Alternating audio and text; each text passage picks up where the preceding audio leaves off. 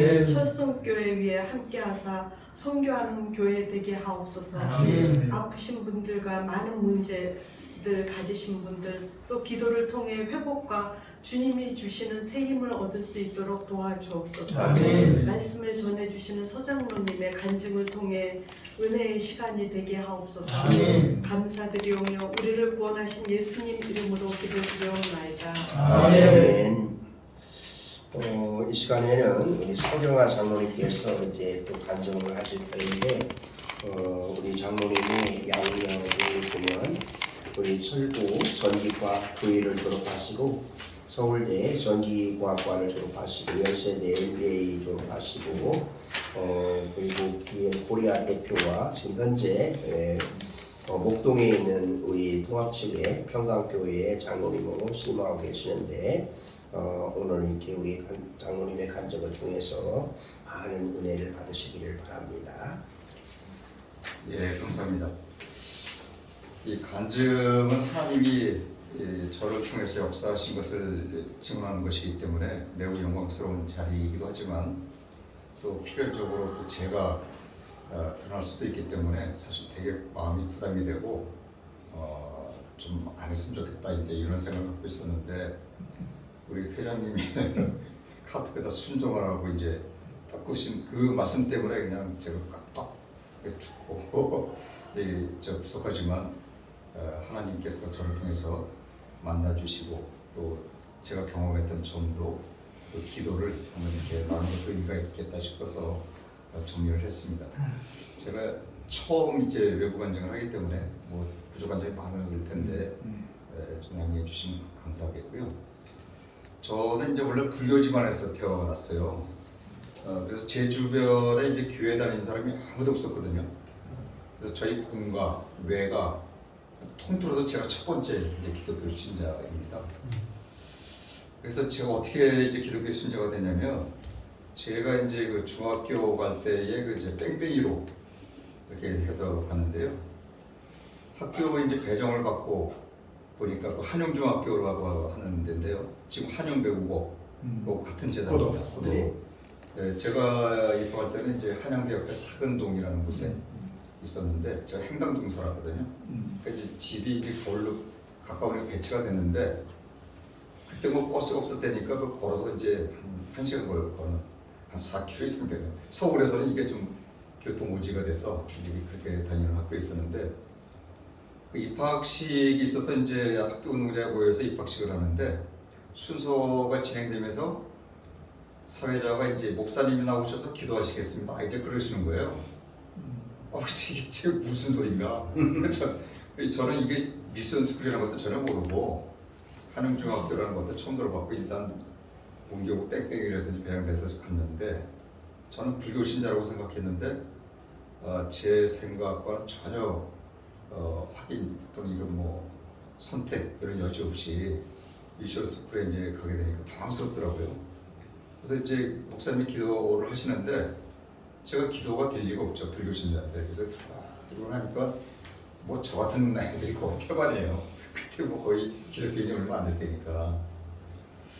그래서 이제 그 미션 스쿨 배정된 거에 대한 반감을 갖고 있었는데 이게 이제 미션 스쿨이니까 일주일에 한 번씩 예배도 드리고 또 성경 공부 시간이 이제 있지 않습니까? 근데 성경 공부 시간에 이제 목사님이 들어와서 얘기를 하시는데 아주 이제 구수하게 얘기를 잘 하시는 거예요. 특히 이제 구약 같은 거를. 그래서 이제 그 얘기 중에 하나가 뭐가 나왔냐면 야곱이 이제 그 형을 피해서 이제 그 자기 삼촌 라반의 집으로 가서 거기서 이제 일을 하다가 결국은 이제 연수가 차니까 자기 가족들 데리고 이제 도피하지 않습니까? 그때 이제 그 부인 중에 하나인 라헬이 드라빔을 자기 아버지가 그 수호신으로 갖고 있던 드라빔을 숨겨서 이제 갖고 나오죠. 근데 그 라반이 이제 야반도주한 그 야곱의 식구들을 찾아서 이제 쫓아왔는데 쫓아와가지고 그때 뭘 얘기했냐면 내가 가장 아끼는 수호신 드라빔을 너희들이 분명히 훔쳐간다. 그러니까 그거 내가 찾겠다 해서 이제 몸수색을 이제 하지 않습니까? 근데 다 했는데 못 찾고 그 라헬에게 이제 마지막 순서가 돼서 왔는데 라헬이 그 드라빔을 낙타 안장 밑에다 숨겼거든요. 그리고 그 위에 이제 앉아 있었는데 그 아버지가 이제 검사하겠다고 하니까 라헬이 뭐라고 얘기하냐면 아버지 제가 그 생리 중이라 지금 내려갈 수 없으니까 양해해 주세요. 그랬더니 이제 생리 중이라는데 어떻게 하겠어요? 그 아버지가 그러냐고 그러고 넘어갔죠. 그때 그러니까 이제 목사님 그 얘기를 하실 때는 칠판에다가 말이죠 여자 몸을 쫙 그리시는 거예요. 여자가 몸이 이렇게 생겼다. 이게 거기서 이게 흔들어 보시 이게 슬리라는 건데. 그 중학교 그 사춘기 시절에 얼마나 성에 대해서 호기심이 많을 때겠어요. 근데 목사님 그런 얘기를 하시니까 그냥 엄청 은혜되더라고요. 키가 쫙 끝에서 이제 들었는데 그러니까 이제 그 들으면서 어떤 생각이 드냐면. 야 이게 교회가 딱딱하고 그런 데가 아니구나. 이렇게 인간적이고 사람 그 냄새가 나는 데구나. 이러면서 조금 그 마음이 무거워졌어요. 그래서 이제 그때 일주일에 한 번씩 채플도 드리고 또 이제 부흥회도 했어요. 근데 부흥회를 할 때 그 부흥회 강사가 신영균 목사님 오셨어요. 그 당대 우리나라 최고의 부흥사시잖아요. 오실 수가 없는 분인데. 원래 그 부흥회 인도하기로 했던 교회가 불이 났대요. 그래서 이제 3일 동안 딱 그 스케줄이 빈 걸 어떻게 저희 교복이 아시고 딱 바로 저희한테 연결해서 오셔서 부흥회를 하시는데 이분이 뭐 그냥 제가 그때 뭐 신규 목사님 누군지 알긴 알겠습니다. 뭐 딱딱한 분이 와서 이제 하는데 아주 그냥 뭐 배꼽이 탁탁 하더라고요. 네, 그래서 그분이 이제 처음에 시작하는데 제가 홍콩을 갔습니다. 비행기를 탔는데 푸 또 기차 탔는데 이러면서 뭐 그렇게 하니까 뭐 얼마나 그때 재밌었겠어요. 그렇게 이제 한 3일 홀 빼놓더니 마지막 날에 예수 믿을 사람 데려라 이러면서 팍 일어났죠. 그래가지고 이제 그때 제가 하나님 믿기로 이제 결심을 하고 그때 행당동에 이제 무학교회가 이제 집하고 학교 가는 그 중간에 있었어요. 네. 이제 강북에서 큰 교회인데 거기를 이제 다녔죠. 그때 이제 제가 이제 생각해 보니까 제가 불교 집안에서 태어나가지고 하나님 믿게 된 결국 그 최종적인 동기는 미션 스쿨에 배정됐기 때문에 그런 거거든요. 네. 그래서 이 미션 스쿨이 우리는 그냥 많은 학교 중에 하나라고 생각하지만 이 사춘기 때 가장 민감할 때 그 신앙교육이 얼마나 중요한지 저는 아주 제 체험을 통해서 듣게 됐고요. 그래서 이게 미션 스쿨 교육이 참 정말로 미래 세대를 키우는 중요한 그 주체돌이다 이런 생각을 이제 하게 됐습니다. 근데 이제 그때 제가 이제 교회를 다니기 시작했는데 저희 부친이 이제 피어업을 조그맣게 하셨어요. 그래서 이제 쏠쏠하게 이제 하고 계시는데 이 사업이 점점 기울기 시작하는 거예요. 그래서 이제 그러다가 이제 점점 이제 뭐 갈수록 이제 사업이 안 되니까 저희 어머니가 그때 절에 다니실 때니까 점집에 가서 종을 봤어요. 근데 이제 정회가 나왔는데 그 저희 어머니가 이제 아버지 사업에 대해서만 이제 지휘를 했고 저희 뭐 그 자식들에 대해서 아무 얘기도 안 했는데 점쟁이가 뭐라고 얘기했냐면 당신 큰아들이 지금 현재 교회를 다니고 있어서 기독교 신하고 그 부처 신 좀 싸우고 있으니까 그래서 집안이 안 되는 거니까 큰아들 당장 교회 못 다니게 해라. 이렇게 점기가 나왔어요. 점쟁이도 점쟁이고 와서 그랬구나. 그게 이제 적신한 점쟁이였던 것 같아요. 그래서 그렇게 나왔는데 그러니까 어머니가 오셔가지고 저보고 이제 아버지가 이래서 사업이 실패하고 있으니까 네가 저 교회 다니지 말아라 이제 그렇게 얘기를 하시더라고요. 근데 제가 그때 그 어린 마음에 어떤 생각이 딱 드냐면 그 학교에서 그 저 교복께서 일주일에 1시간씩 성경 공부를 가르칠 때 그 순교자에게 또 그렇게 많이 하셨어요. 그분이 예지가 있으셨던 거예요. 이제 저 같은 사람 학생들이 많으니까 아마 신앙에 이제 무너지지 않도록 이렇게 막 권면하고 그런 말씀하셨던 것 같아요. 근데 그 말씀이 제가 가슴 딱 꽂혀가지고 내가 여기서 포기하면 안 된다. 교회 나가는 것을 멈추면 안 되겠다. 이런 생각이 딱 들더라고요. 그때 이제 뭐 교회 다닌 지 뭐 3, 4개월 됐나요? 뭐 신앙 일을 또 없고 뭐 하는 것도 별로 없는데 어쨌든 그런 마음이 제 마음 딱 꽂혔어요. 그래서 이제 저희 어머니가 그 교회를 이제 못 다니게 이제 하시는데 제가 그때 이제 그 기도원협회에서 그 성경책 이렇게 나눠줬어요. 쪽복음. 예. 조그만 거 쪽복음이요. 예. 신약이 있고 뒤에 시편 있고 그걸 이제 뒤에다 이제 꽂고 친구 집에 이제 놀러 간다고 속이면서 이제 교회를 다녔어요. 그런데 이제 이게 제가 교회를 잘 다니니까 하나님이 좀 이렇게 참 이렇게 좀 사업이 좀 안 됐다고 이렇게 세워주시면 좋을 텐데 아니 사업이 뭐 계속 그냥 뭐 곤두박질 치는 거예요. 그래가지고 그때 이제 저희가 조그만 집을 이제 하나 그래도 저희 집을 갖고 이제 살고 있었는데 집이 다 넘어갔네요. 그 남이 이제 문간방 이제 월세방으로 이제 가게 됐어요. 그 행당동에서. 그 이제 기가 막히죠. 뭐 영문도 모르고 이제 집이 다 넘어가고 남이 이제 문간방 월세방으로 갔는데 이제는 그 행당동에서 그 월세도 못 낼 정도로 아주 그냥 뭐 아주 폭삭망했어요. 아버지가? 예, 아버지가. 그러니까 어떻게 복서도 살 수가 없는 형편이 됐어요. 그래가지고 이제 싼데 찾다 보니까 제일 싼 데가 어디냐면은 성남시 그 판자촌, 그 청계천 저 판자촌 철거해가지고 막 가서 이제 단대도. 예, 저는 이제 수정으로 가는데 이 초이백이 그냥 언덕배기 이런 데 아닙니까? 거기 가서 보니까 뭐 수돗물이 뭐 이런 것도 없고 수돗물도 없고 뭐. 저 평생 처음으로 그저 펌프질해가지고 양동에다 물 길어가지고 그걸 퍼다가 집에서 이제 먹고 그랬어요. 서울에서 수돗물 쓰다가. 그러면서 제가 이제 그 밤에 이제 잘 때 기도를 이제 하는데 하나님 제가 하나님 믿어서 우리 집이 이렇게 망했다 보는데 어떻게 이런 일이 있을 수 있습니까? 하나님 좀 우리 집을 좀 읽어주셔서 제가 신앙생활을 더 잘할 수 있게 되고 또 우리 집이 좀 일어나게 해주세요. 이런 기도를 하는데 눈물이 나요. 진짜 막 그렇게 홀딱거리 가지고 이제 그 정도가 되니까 그것도 저 때문에 그랬다고 그러니까. 그러면서 자기들면 말이죠. 그 제가 자살하는 사람의 심정을 이해하겠어요. 아침에 눈이 안 떴으면 좋겠다 이런 생각이 들더라고요.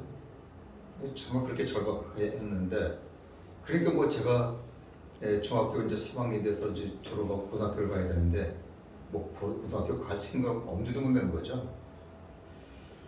근데 이제 그때 상황이 뭐 워낙 그렇게 어려우니까 그때 이제 뭐 신문 배달도 하고 뭐 공장에 아르바이트 뭐 이렇게 좀 가서 푼돈도 벌고 했는데 뭐 돈은 안 되죠. 근데 워낙 절박하니까 이제 그거를 해야 되겠다 싶어서 했는데 그때 이제 고등학교 이제 학교 이제 진학하는 친구들 뭐 이제 뭐 원서도 쓰고 막 이러니까 그거 보니까 눈물이 나요. 제가 공부가 이게 그렇게 중요하고 뭐 소중하고 뭐 이런 거를 못 느꼈는데 제가 못 가는 형편이 되다 보니까 이 공부한다는 건 남이 다 가는 아주 일상적인 일이지만 나는 못 간다는 게 그렇게 서럽더라고요. 그게 눈물이 나는데 이때 정말 하나님이 이때서부터 저를 인도하시더라고요.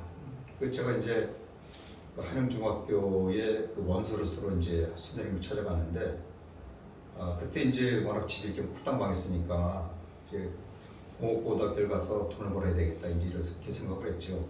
근데 행당동에 그 한양공업고등학교가 있었어요. 네. 한양공고 있고 성동공고가 있어 모르는데 성동. 예, 저는 그냥 한양공고가 그냥 제 동네에 있으니까 딴 데 뭐가 있는지 아무것도 모르고 그냥 아는 게 거기밖에 없어서 한양공고 가야 되겠다 싶어서 이제 한양공고 가겠습니다 그랬더니 선생님이 딱 쳐다보더니 넌 거기 못 간다는 거예요. 너무 황당하더라고요. 그래서 왜 그러십니까 그랬더니 제가 성남시도 이사했잖아요. 그건 경기도지 않습니까? 그래서 수도권 인구 억제를 하기 위해서 경기도에 있는 사람들은 서울에 있는 학교를 못 들어오게 아주 막아 있었어요. 그러니까 너무 난감하더라고요. 그래서 제가 망연자세를 해가지고 이러고 있으니까 선생님이 막 쳐다보시더니 한 가지 방법이 있다고 하시더라고요. 그래서 이게 뭡니까 그랬더니 철도고등학교라고 국립고등학교가 있는데 거기는 중립이라서 이 지역의 부에 안 받고 갈 수 있다. 그렇게 얘기를 하셨는데 처음부터 그 얘기를 아마 안 하셨던 게 제가 별로 그때 공부 잘 못했거든요. 집안이 뭐 이렇게 홀딱하게 있으니까 그런 거 됐겠어요. 당연하지. 그 성적 가지고 철도고등학교 갈 수가 없는 거예요. 그러니까 얘기를 안 하셨는데 방법이 그밖에 없으니까 저한테 이제 그 얘기를 해주신 거예요. 그래서 저는 평생 처음 들었어요. 철도고등학교라는 학교를. 그래서 이렇게 조사를 해봤죠. 그랬더니 이게 엄청 세네 기억나요. 이게 옛날에 막 교토고등학교, 뭐 수제들 가는 학교고 뭐 졸업하면은 뭐 첩도청 입사가 보장이 되고 학비도 면제가 되고 뭐 장학금으로 나오고 어우 이게 알고 봤더니 대단한 학교. 근데 제가 뭐 그 상황에서는 뭐 이게 너무 저한테는 뭐 진짜 할렐루야죠. 너무 좋은 학교죠. 근데 이제 공부를 안 했으니 이제 공부를 해야 되는데 저는 내가 살 길이 이거밖에 없다. 정말 절박한 심정으로 진짜 공부 열심히 했어요. 그냥 뭐 거의 새벽부터 딱 쓰고 뭐 그냥 그 기본이 있으니까. 네 그렇게 이제 이거 이제 공부를 했는데 다행히 이제 합격이 됐죠. 네. 그래서 이제 초등학교 다녀보니까 정말 너무 좋더라고요. 이게 뭐 경험만 하면 뭐 그냥 전국 기사 다 다니고 말이죠. 천도 공짜. 예, 저도 공짜죠. 아 그때 저 뭐야 저 학교 저기 용산 여기 있을 때니까 용산 탕을 탁 사람 다 쳐버리고 아 정말 너무 그냥 은혜스럽게 정말 이제 학교를 다녔는데 이게 또 웬일입니까? 고등학교 2학년 되니까 서울대학교 가면 또 장학금 되는 거예요. 그러니까 저는 뭐 대학교 생각도 못했죠. 근데 이게 또 뭐 서울대 가면 장학금 준다니까 그땐 제가 공부를 좀 했어요. 반에서 좀 상당히 됐는데 그러면 이것도 한번 해봐야 되겠다. 그래서 제가 제가 또 정말 눈을 뒤집어서 또 공부를 했죠. 근데 이제 참 그때 참 하나님의 은혜로 이제 정리까지 입학을 하게 됐죠. 근데 이제 제가 대학교 졸업할 때까지는 뭐 집이 뭐 아버지가 완전히 망해가지고 굉장히 다 어렵고 제가 뭐 계속 과외 공부 아르바이트 해가지고 이제 집에서 뭐 커피미도 하고 뭐 이러면서 이제 다녔는데 대학교 졸업하고 한 5년쯤 되니까 아버지가 서서히 일어나시더라고요. 제가 정말 말로 표현을 못하겠어요. 전혀 예상치도 않았던 방법으로 이렇게 일어나시더니 그 월세에서 전세에서 잠실 중앙 5단지 아파트 그거 사서 가셨어요. 그때 뭐 되게 고층 아파트 비쌀 때였거든요. 그럼. 예. 거기 산다고 해서 사람들이 그래요? 뭐 이럴 때였어요. 그러니까 제가 이런 걸 보니까 하나님 정말 나에게 하나님 믿는다고 큰 시험을 주셔서 정말 내가 눈물 나게 하시더니 그 과정을 통해서 내가 하나님을 절대적으로 바라보게 하시고 또 하나님밖에 길이 없다고 믿게 하시더니 그 과정을 거치니까 하나님께 축복을 주시는구나. 하나님이 시험을 주시지만 반드시 피할 길도 주시는구나. 그래서 제가 아주 몸으로 정말 뼈로 제가 이제 인식하게 됐죠. 그때는 어느 교회 나갔어요? 그때는 제가 성남시 살 때는 성남제일교회라고요. 그 얘기 이제 물어보시니까 이제 좀 생각나는 게 있는데 그때 성남제일교회를 다녔는데 하루는 담임 목사님 저를 부르시더라고요. 고등학교 2학년 때가 그랬는데 성남제일교회가 성남에서 제일 큰 교회였거든요. 저 단대도 넘어가는 교회 거기도 통합측입니다. 거기 그 목사님이 북한에서 넘어오신 분인데 학비가 없는데 마로떼도 떼가지고 우승 장학금으로 장신에 들어오고 그러셨던 아주 입시적인 분이에요. 그분이 저를 부르더니 전에 저 교회에서 장학금 다 줄 테니까 신학교 가면 좋겠다. 제가 그렇게 한번 좀 그랬으니까 눈에 좀 띄었나 봐요. 그래. 초등고등학생들이 대부분 반듯 하잖아요. 그래. 모범생이고. 그렇지. 왜냐하면 제가 그렇게 눈에 띄었었던 모양이에요. 근데 그때 마침 이제 그 학교에서 서울대 가면 장학금 준다는 게 나온데 있어요. 그래서 제가 이제 그 두 개를 놓고 가서 집에서 이제 어머니하고 상의를 했어요. 이게 저 교회에서 장학금 줘서 이제 신학교 갈 수 있는 길도 있고 이게 서울대 갈 수 있는 길도 있는데 어떻게 하면 좋을까 그랬더니 그때 어머니가 이제 뭐 불교를 믿다가 제 영향으로 이제 밑에 제가 장남인데 여동생 하나 남동생 하나 있거든요. 그 동생들은 다 교회를 이미 다니기 시작했고 어머니도 그때 교회를 다니기 시작했어요. 근데 어머니 완전 초신자죠. 어머니 늦게 다니셨구나. 예, 그러니까 제가 이제 아버지 교회 나가시고? 이제 좀 이따 얘기하겠습니다. 아버지 안 다니셨구나. 그 어머니가 초신자 보는 눈에 볼 때 신학교하고 서울대하고 뭐 어디가 눈에 띄겠습니까? 뭐 뻔하죠. 근데 남자가 무슨 뭐 실을 못 신고 그래서 이제 그 신학교 가는 거는 그때 이제 그냥 해프닝으로 이제 끝났죠. 그러다가 이제 제가 이제 대학교를 이제 들어가는데 대학교에 정말 들어가 보니까 정말 하나님의 은혜다 이런 생각이 드는데 제가 구원의 확신은 없었어요. 교회는 다니지만 또 하나님이 나를 인도하신 것 같은데 그렇다고 내가 하나님도 천국 갈 수 있어 물어보면 뭐 이런 이제 느낌일 것 같아요. 그래서 내가 대학교 들어왔는데 어렵게 들어왔는데 올해 1년 동안 어떤 목표를 가지고 살아야 될 것인가 가만히 생각해 보니까 제일 중요한 게 신앙이더라고요. 신앙이라는 생각 딱 들더라고요. 사생관이 분명하지 않으면 이게 뭐 공부하는 것도 더 헛것이 될 수 있겠다. 그래서 신앙을 제로에서 시작하다 이런 개념이 아니라 좀 좋은 신앙을 갖고 싶다 이런 생각을 갖고 있었어요. 그러던 차에 이제 제가 서울에 그때 중국동으로 이제 그때 중국동에 이사 왔어요. 5단지에서. 네, 아니 5단지가 아니라 성남시에서. 성남에서. 네, 성남에서 이제 중국동 들어왔는데 서울대는 관악인데 너무 멀잖아요. 그때 교통이 엄청 불편했거든요. 그래서 기숙사 신청을 했는데 원래 서울 사람이 기숙사 들어가기 어렵거든요. 다 지방 학생이 배정되는데 저는 그 사감이 면접을 하더니 저를 넣어주시더라고요. 그래서 기숙사에 들어가 있었는데 그때 마침 기숙사에서 이게 저 선교 단체들이 신입생 대상으로 선교 공부 모임을 많이 했어요. 근데 그때 이제 제가 그 신앙 서클을 만났는데 알고 보니까 이제 CCC 대학생 선교회였어요. 그래서 일주일에 한 번씩 이제 공부를 하는데 제가 이 완전히 그 화약고에 불 하나 딱 던져놓은 것 같았어요. 저는 그런 신앙적인 체험이 있었는데 뭔지 모르지만 성경은 이제 모르고 말씀에 기반이 없었는데 거기서 공부를 체계적으로 하니까 이게 뭐 그냥 쫙쫙 들어오는 거죠. 네. 그래서 제가 그때 얼마나 뜨거웠는지 그 중간고사인지 기말고사인지 그런데 그 제가 매일 이제 성경을 조금씩 읽고 이제 공부하고 자고 이렇게 했는데 그 시험 기간이었어요. 시험 기간에 이제 성경을 딱 이제 좀 정리하고 공부하려고 했는데 성경을 읽는데 뭐 그 말씀 속에 제가 막 빠져 들어가는 거예요. 그 레마라고 하는 말씀 있잖아요. 네. 이거 말씀이 텍스트가 아니에요. 그냥 이 말씀 속에 하나님이 살아서 꿈틀꿈틀 저를 막 움직이시고 끌어당기시고 막 베푸시고 막 감격을 말로 할 수가 없어요. 대단하다. 네. 그래서 제가 그냥 그 말씀 훅 들어서 이제 읽다가 너무 감동을 주시는 걸 갖다 읽다가 이제 공부해야지 하고 이제 딱 놓고 보니까 다음날 새벽에 6시에요. 그만큼 저기 성령께서 저를 이렇게 감동하시고 저를 그냥 그 말씀의 세계로 인도하시더라고요. 그래서 저는 시편 기자가 하나님의 말씀이 송이꿀보다 달달한 말씀은 전 100% 인정해요. 제가 그걸 경험했거든요. 아멘. 네, 그래서 제가 그 하나님의 말씀이 정말로 이렇게 사람을 감동하고 끌어당기시고 말씀하시고 인격적으로 만나주시고 하는 것을 제가 경험을 했죠. 그래서 이때 이제 제가 CCC에서 이제 활동을 하면서 전도도 꽤 많이 했어요.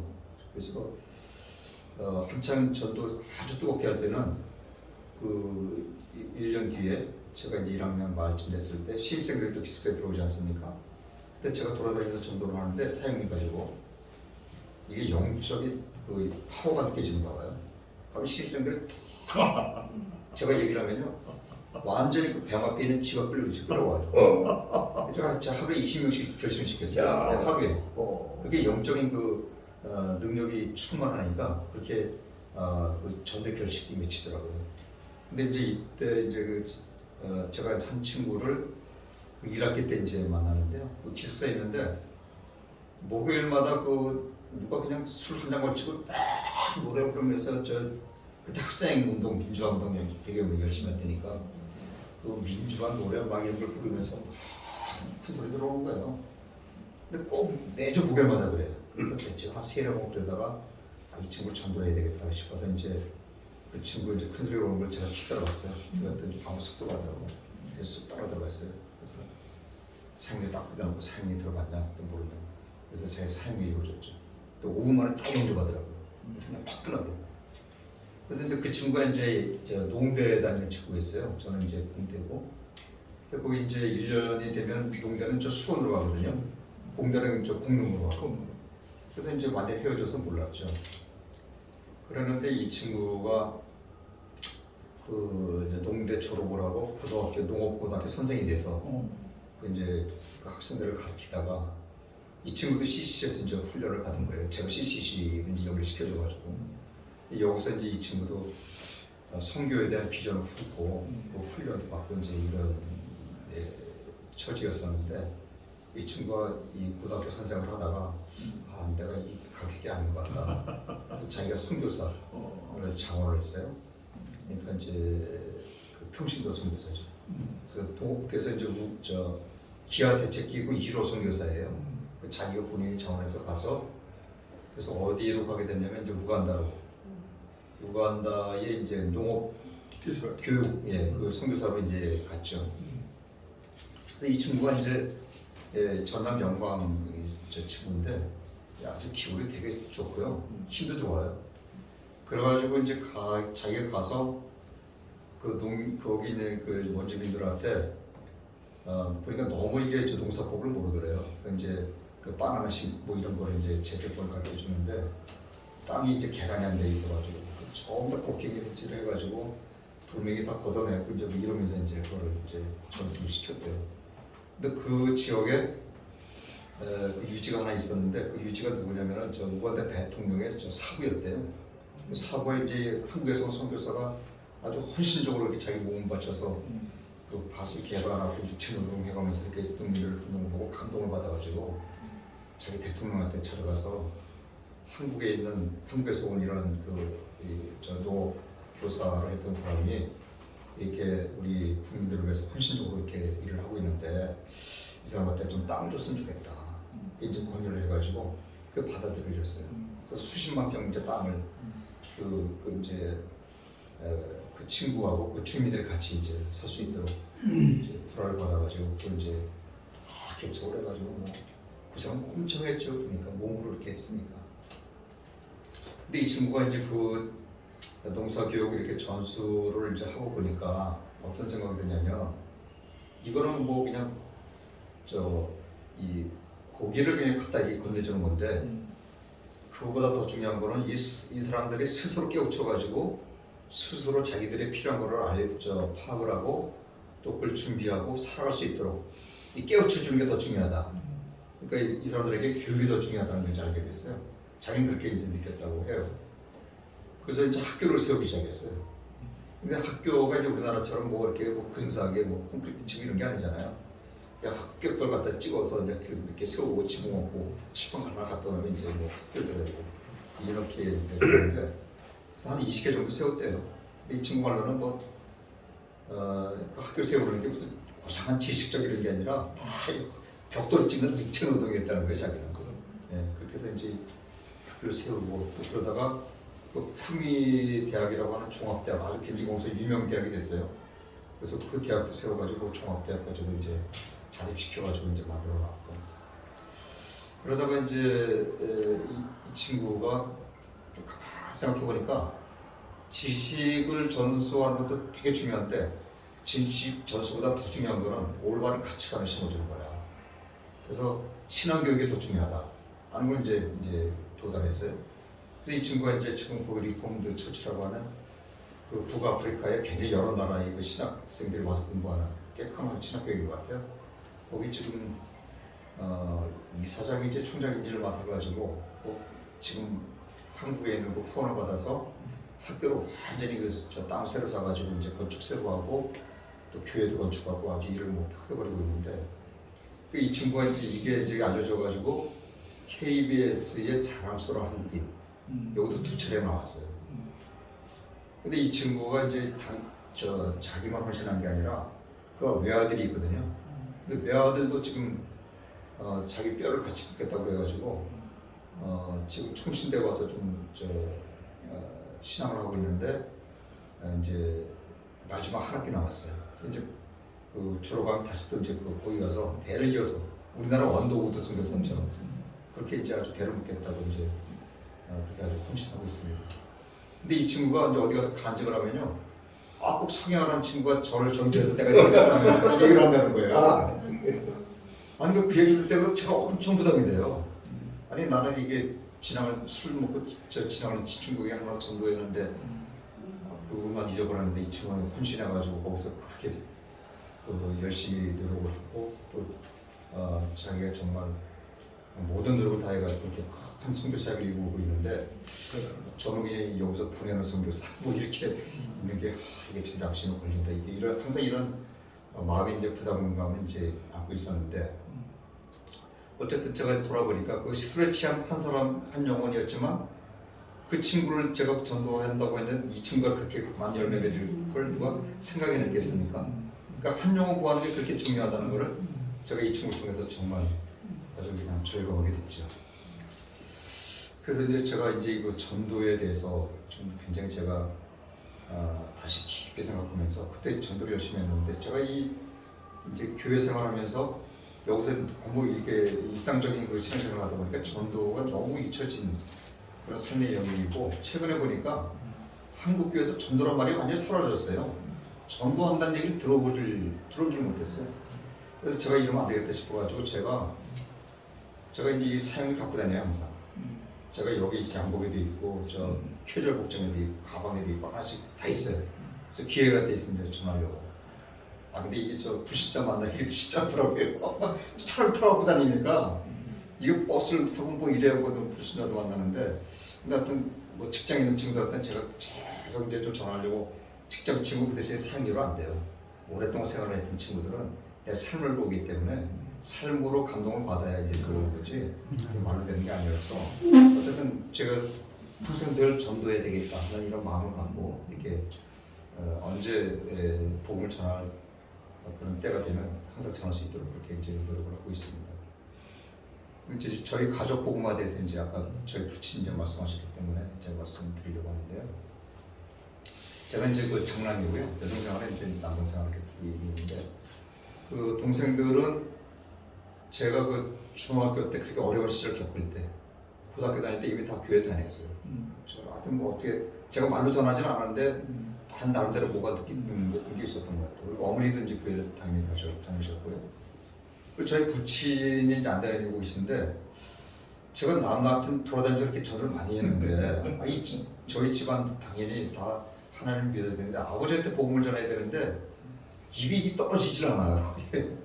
이게 지금 아는 사람이 있으면 힘들잖아요. 차라리 모르는 사람한테 이렇게 딱 만나면 이게 딱 손이 디비고 이렇게 되는데 그거 어렵더라고요. 그래서 어떻게 해야 되나 가만히 생각하다가 제가 직접 말을 못하겠고 그래서 아버지한테 편지를 써야 되겠다 싶어서 간절히 기도하고 편지를 썼어요.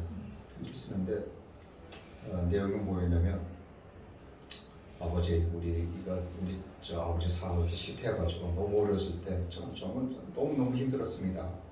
제가 삐뚤어갈 수도 있었는데 그 하나님을 믿으면서 하나님이 저를 지켜주셨고 그런 과정에서 제가 바른 길 갈 수 있었고 또 결국은 하나님 축복해 주셔서 첫동고등학교도 가게 됐고 또 거기서 또 이어져서 소대도 가지 않았습니까? 이게 하나님의 은총인데 우리가 모두 다 하나님을 믿어야 됩니다. 아버지도 고생 많이 하셨는데 하나님을 믿으십시오. 이런 내용이었어요. 쓰다 보니까 4장이 되더라고요. 그래서 4장을 써가지고 제 동생한테 주고 그다음 저 기도원가 되니까 아버지한테 드려라. 그래서 이제 제가 난생 처음으로 오살리 이제 순복 기도원에 이제 3일 금식 기도를 들어갔어요. 그래서 간절히 오서 이제 기도하고 이제 와서 동생한테 물어봤죠. 야, 아버지가 편지 받고 어떻지? 그랬더니 아버지가 그 주시는 게 우시더래요. 할렐루야죠. 그래서 그 길로 바로 그냥 교회 다니는 시가 됐어요. 그래서 가족 보험은 이제 이뤘죠. 그래서 편지도 참 좋은 방법인 것 같아요. 참아 말이 안 떨어질 때. 당연히 그리고 이제 기도해야 되고요. 성령께서 감동하시니까 저희 아버지 마음도 열리셨겠죠. 그래서 이제 저희 가족 보험화가 됐고요.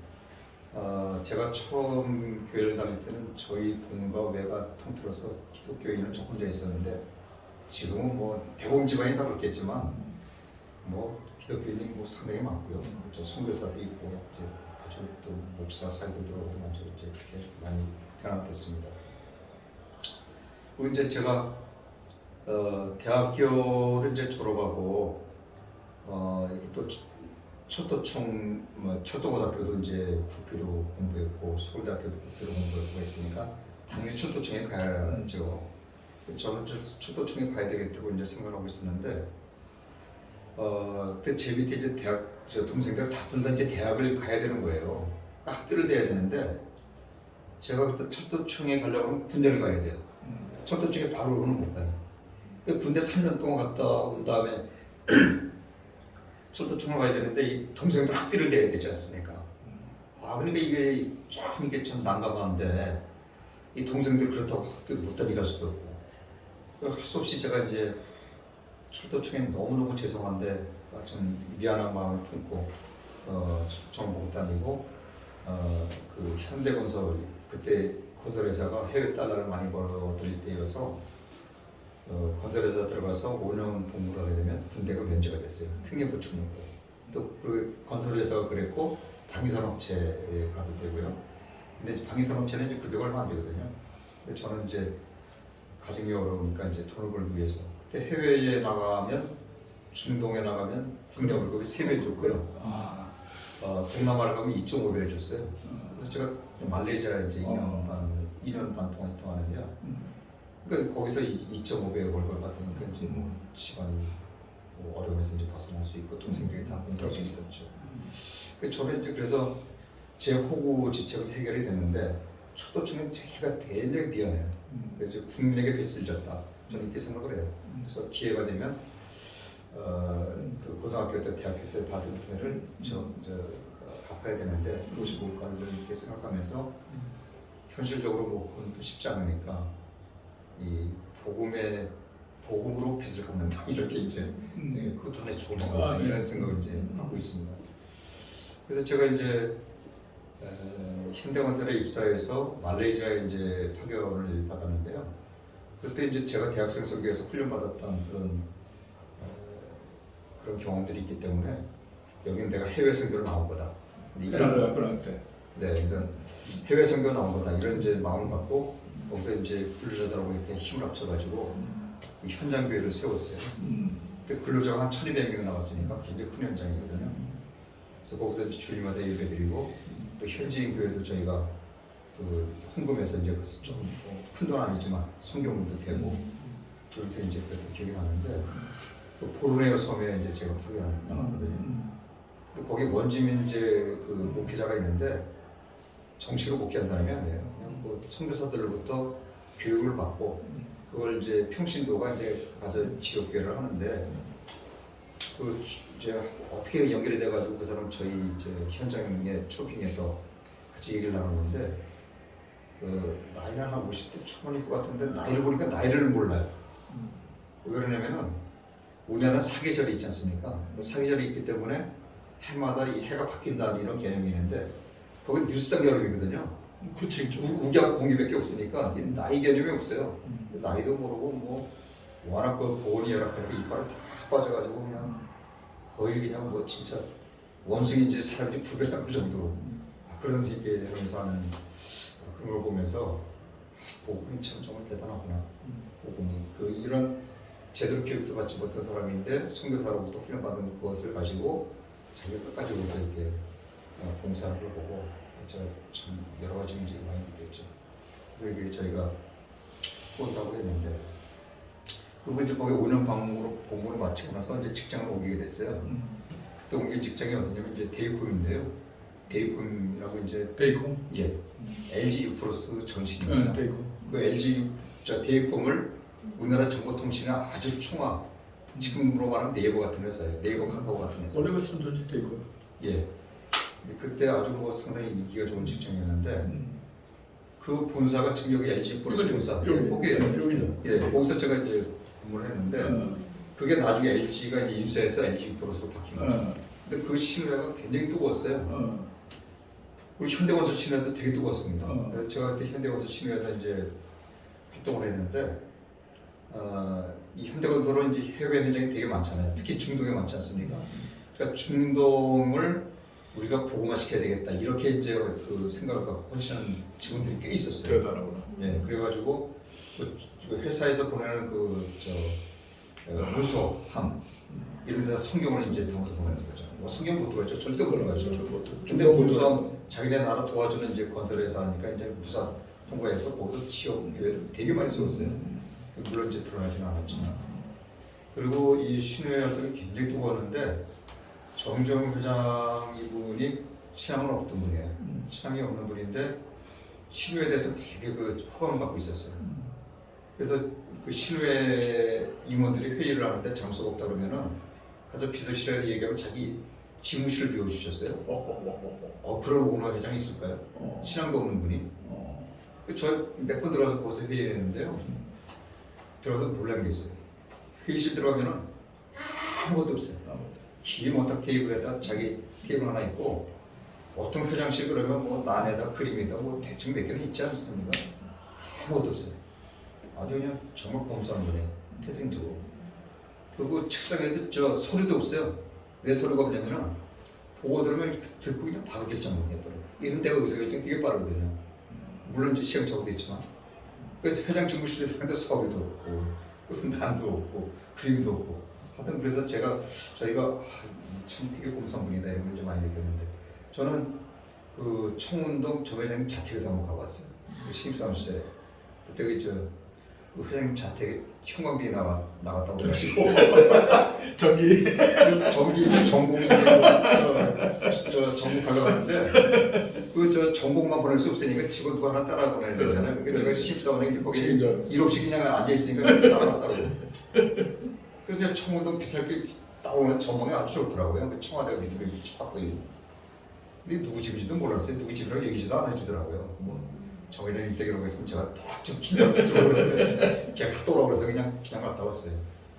그 들어가 보니까 말이죠.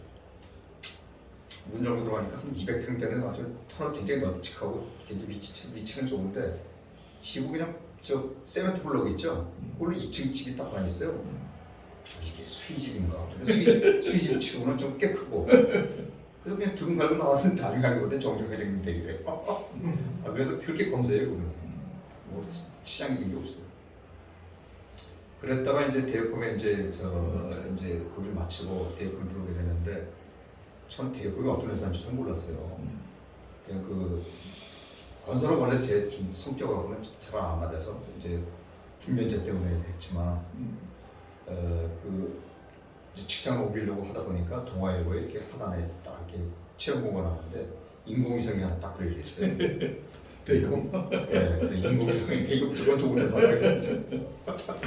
인공위성 별로 관계도 없는데 가서 와서 보니까 이제 알고 보니까 좋은 회사더라고요. 면접을 이제 보는데 상당히 좋은 회사. 예, 그때는 그 여의도에 있었어요. 증권거래소. 그 좋은 회사라는 걸 제가 어떻게 알았냐면요. 그 부장들 뭐 부장, 차장, 과장, 뭐 대리, 사원, 여사원 뭐 다 이렇게 있지 않습니까? 책상들이 이렇게 있을 거 아니겠어요? 근데 부장 책상이나 여사원 책상이 똑같아요. 크기가 똑같아요. 의자도 똑같고.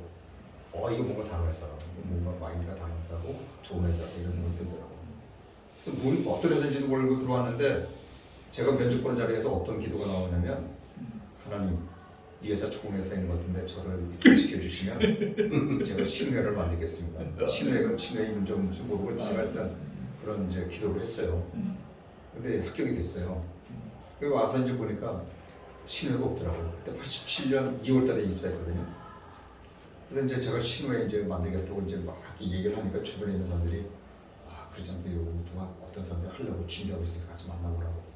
그 가서 보니까 이제 나이 드신 분들이 몇 개를 하는데 이분들이 말만 했지 이게 행동이 없는 거예요. 그래. 근데 저 같은 이제 저 신입사원이 와가지고 신뢰하러 왔습니다. 이러니까 이분들이 이게 홍보가 된 거예요. 야 이제 하나님 보겠다고 이러면서 이제 그게 12월달에 이제 신뢰를 이제 결성을 했어요. 그래서 여기서 이제 첫 예배 드릴 때 저 충신교회 박종수 목사님이 와서 이제 설교를 하셨고 그 대금 신뢰가 무지하게 뜨거웠어요.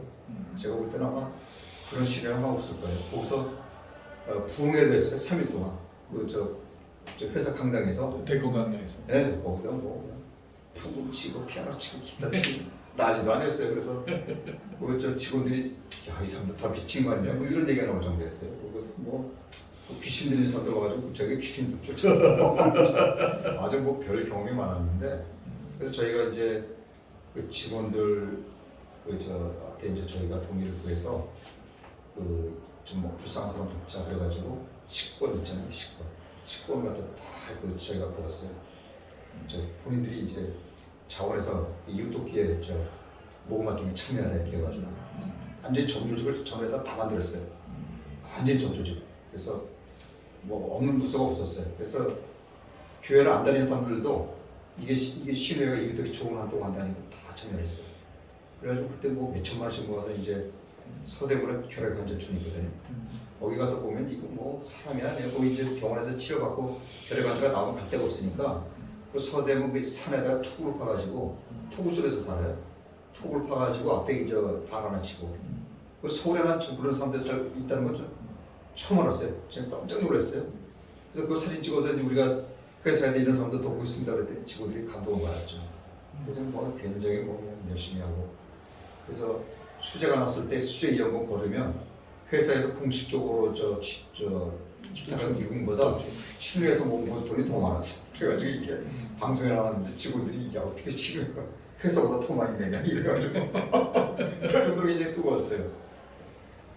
그래서 이제 그때 저희도 기도운동 많이 가고 이제 기도를 굉장히 열심히 했는데 지금 요새 이제 LG 플러스에 있는 직원들 옛날에 대입금 직원들이 몇몇 남아 있거든요. 그래서 이제 얘기를 들어봤더니 우리가 그때 했던 기도가 지금 다 받았다는 거예요. 그래서 무슨 얘기냐 그랬더니 그 직원 가운데서도 헌신해가지고 신학을 해서 목사가 된 사람이 2명이 있대요. 그 직원인데 그래서 자기들이 회사 일하면서 또 신뢰 예배 드릴 때 말씀 선포도 하고 이것을 아주 뜨겁게 하고 있다는 거예요. 그래서 야 하나님이 우리가 올렸던 아무 생각 없이 그러나 막연히 올렸지만 간절히 바랐던 그 기도를 하나님이 절대 땅에 떨어뜨리지 않으셨구나. 다 응답하시는구나 하는 거를 또 저희가 이제 경험을 했죠. 그래서 이제 제가 이런 신앙 활동을 통해서 이제 이렇게 이제 느꼈고요. 그다음에 이제 제가 하는 일은 그 신재생 에너지 쪽을 좀 하고 있어요. 이제 전기차 충전기, 에너지 저장장치라는 말씀도 많이 들어보셨을 겁니다. 이제 그런 거, 태양광 발전 이런 걸 하는데 제가 이제 6년 전에 그 태양광 발전 협의를 사업 개발을 하려고 이제 이란을 갔었어요. 이란을 이제 갔는데 가보니까 이게 뭐 대단한 거예요. 대단하죠. 그 이란은 선교사도 절대 못 들어가잖아요. 못 들어가죠. 예, 거기 총경을 이렇게 해서 뭐 아주 그 맹주인데 무슬림의 맹주 국가인데 저희가 이제 대학교 부지에다 태양광 발전을 하려고 답사를 갔는데 거기에 저희를 환영당한 사람들이 거기 국회의원, 대학교 총장, 그다음에 그 현지 방송사 그리고 거기를 국가 중요 형태가 있으면 꼭 무슬림 지도자가 꼭 나와요. 그 이맘이라고 하거든요. 우리로 말하는 목사예요. 꼭 나와요. 신정국가가 있기 때문에. 이렇게 해서 그냥 그렇게 환대를 하더라고요. 그 제가 그냥 멍을 망치는데 딱 맞는 것 같아요. 아니 여기는 선교사들이 목숨 걸고 들어오려고 해도 못 들어오는 나라인데 비즈를 갖고 들어오니까 이렇게 환대받으면서 이게 우리가 이제 환영을 받으면서 활동할 수 있구나 해서 이 비즈니스 선교가 답이다 이런 생각을 했었어요. 그래서 제가 평생 이제 항상 이제 선교에 대한 마인드를 갖고 기도를 하고 있었는데 내가 할 일이 비즈니스 선교인 것 같다 이런 이제 마음이 탁 되더라고요. 그래서 이제 아침마다 제가 새벽에 이제 큐티를 이제 꼭 하거든요. 대학교 때부터 이제 해왔어요. 그래서 큐티를 하는데 성령님이 저를 감동을 주시는데 말이죠. 뭐 어떻게 감당할 수 없을 정도로 그 감동을 주시는데 하나님이 부르시면 부르시는 데가 그게 뭐든지 간에 제가 순종하겠습니다. 그게 무엇인지 좀 알려주십시오 했는데 문득 이런 생각이 들었어요. 제가 앞으로 어떻게 될지 모르지만 비즈니스 선교를 한다든지 이런 데 하에서 하게 되면 이 이란 같은 데는 이 기독교로 다 추구하기 때문에 지도자가 되게 부족하대요. 목사님이 부족해서 그 이란 교회가 좀 되게 부흥하고 있답니다. 옛날에 원래 종교 자유가 있었기 때문에 교회와 성도들이 많았던 나라거든요. 근데 그분들이 모여서 지하교회에서 이제 모임 갖고 있는데 가르칠 사람이 없는 거죠. 그래서 이제 혹시 내가 가게 된다면 그런 이제 가르치는 역할을 할 수도 있는데 그러려면 내가 뭐가 준비를 해야 될 게 아닌가. 그러니까 이제 신앙을 해야 되겠다 이런 생각이 들더라고요. 근데 그때 제가 할 수가 없었어요. 그때 재직하던 회사가 그 코스닥 상장 회사에 제가 사업공장 맡고 있었거든요. 근데 거기 뭐 저녁에 약속도 맡고 그러는데 근데 신학을 하려고 조사를 해보니까 야간 학교가 딱 하나 있는 거예요. 그 신설동 그 소비장실요. 그게 야간인데 6시에 시작하더라고요. 6시에 수업 참여하려면 5시에 나가야 되는데 뭐 안 되죠. 도저히 안 되는데 성령님은 너무 감동을 주셔서 제가 주체를 못하겠어요. 그리고 그 표현 안 되면 어떻게 표현할 수 있냐면 여기 이제 쇳바로가 쭉 부러져 있고요. 일단 지난주로 이렇게 끌고 가면 이 쇳바로들이 그냥 다 따라다니잖아요. 그런 심정이에요. 선생님 저는 어떻게 할 수가 없는데 하도 이렇게 감동 주시니 일단 모르겠습니다. 전 지원합니다. 지원했어요. 지원해서 이제 합격을 했죠. 진짜 무시험이에요. 원래 이제 좀 시험 보는데 이제 합격이고 이제 합격이 됐는데 등록금까지 냈죠. 2월 25일인가 아마 그렇게 기억이 나는데 딱 내고 나니까 회사에서 인사명령이 왔어요. 그 충주에 그 공장하고 연구소가 있어요. 거기 저보고 연구소장으로 명령이 난 거예요. 한 기차가 하나님 이게 뭡니까? 하나님 저 감동 주셔가지고 신학교 이제 저 진학해가지고 이제 등록금까지 냈는데 왜 또 충주가 싫으니 제가 착한 겁니까? 되게 헷갈리더라고요. 근데 이거 학교에다 그 얘기를 했더니 딱 보더니 이게 저 공부하기 어렵다 이렇게 판단했나 봐요. 그냥 저 지금 빨리 신청하시면 다 돌려드립니다. 근데 제가 참 포기하겠습니다 얘기를 못 하겠어요. 너무 감동 주셔서 일단 지원을 하거든요. 그래서 제가 어떻게 생각했냐면 제가 만약에 안 뽑다니게 되면 이 학교에 장학 낸 걸 생각하자. 그냥 계속 그냥 그 원래 첫 학기에 입학해서는 그 휴학이 안 되잖아요. 안 돼요. 병이 있다든지 아니면 군대 간다든지 하는 거면 안 돼요. 근데 제가 휴학 신청해서 하고 그 1년 지났는데 이게 자의반 타의반 해서를 그만두게 된 거예요. 또 이제 딴 데로 또 발령을 냈는데 또 전남 광주에 독공장이 있었어요. 거기 이제 발령을 냈는데 제가 그냥 가면 갈 수 있었어요. 근데 이건 아닌 것 같다. 그래서 이제 딱 그만두고 보니까 제가 신앙할 수 있게 됐잖아요. 그래서 이제 야간에서 신앙을 했어요. 그러니까 이제 직접 그만두고 공부를 하니 제 이제 뭐 애들도 있고 그런데 생활은 또 어려워졌죠. 근데 그래도 어떻게 버텼어요. 그분이. 그래서 이제 공부를 했는데 이제 또 한 3년 지나니까 또 하나님이 또 길을 열어주시잖아요. 항상 어려움 주신 다음에 그래도 그냥 가면 또 하나님이 또 길을 열어주시잖아요. 그래도 이제 좀 제가 갭이 있으면 하는 건 사실 초라합니다. 아직은 기반은 아직 뭐 잡기 전인데 그래도 먹고 그냥 사는 정도는 돼요.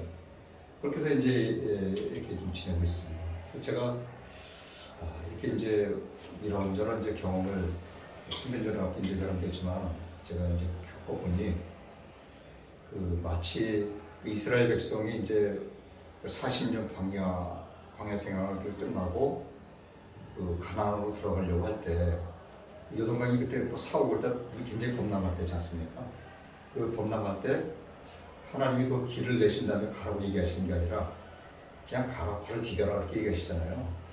그 발을 그 제사장들이 그 언약궤를 메고 가서 물이 처렁처렁 되는데 그 갈 때 이거 축자 뭐 이런 적도 있었을 거고 하필 내가 그 제사장이 돼가지고 뭐 이럴까 뭐 이래서 별 생각이 다 들었겠죠. 그렇지만 그 사람들 불평하지 않고 딱 발을 디뎠지 않습니까? 발을 디니까 끌어지고 길이 나서 백성들이 갈 수 있게 된 것처럼 이게 우리에게 하나님이 일을 주실 때 부족하고 안 보이지는 것들이 많지만 순종하고 가면 하나님이 길을 열어주시고 또 감당할 수 있게 길을 열어주신다 하는 것을 제가 이제 경험을 하고요.